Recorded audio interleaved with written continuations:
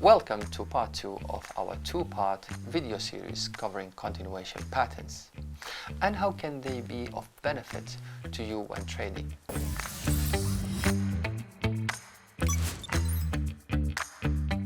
Hi, I am Mahmoud Alkudsi, Senior Market Strategist at ADSS.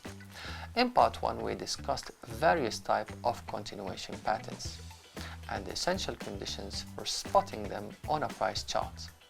We covered flags and pennants. You can find part 1 on the screen. In part 2 we'll delve into remaining technical continuation patterns, triangles, rectangles and wedges. So let's get started. Let's start with triangles. An ascending triangle is a bullish continuation pattern.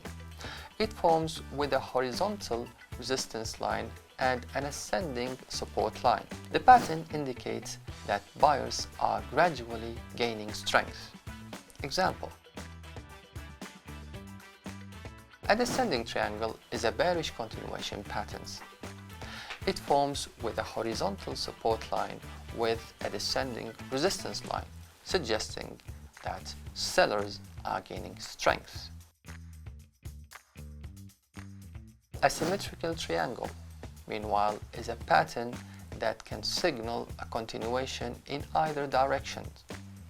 It forms where the support and resistance lines converge symmetrically.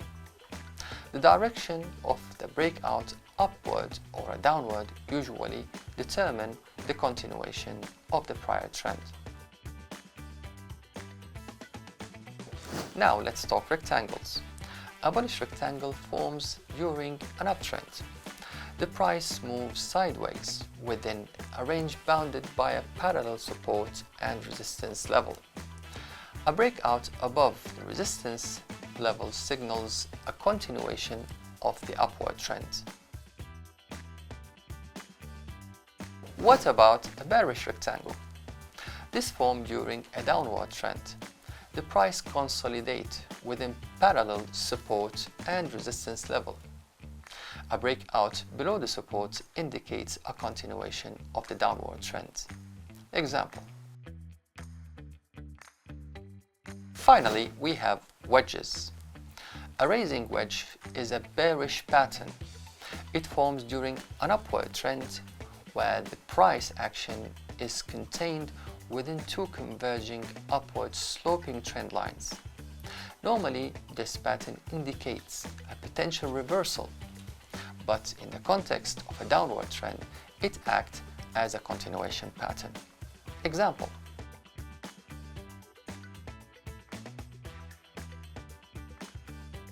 a falling wedge is a bullish pattern. It forms during a downward trend with two converging downward sloping trend lines. It suggests a potential reversal about the context of the uptrend, and it could act as a continuation pattern.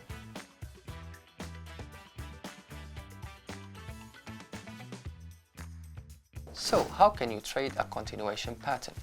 First, ensure that the pattern appears within an existing upward or a downward trend and not a sideways trend. We have discussed type of trend in the reversal patterns video. You can check them in the link on the screen. Next, identify the pattern by spotting a specific continuation pattern within the price chart. Then you have to wait for the breakout. We should wait for the confirmed breakout from the pattern and finally enter the trade. Once the breakout is confirmed, enter the trade in the direction of the prevailing trend. In conclusion, by understanding and effectively trading continuation patterns, traders can take advantage of price movement and potentially increase their profitability in trading markets. Well, that's all for this video. Thank you for watching, and I'll see you in the next video where we'll continue to learn more about different aspects of trading.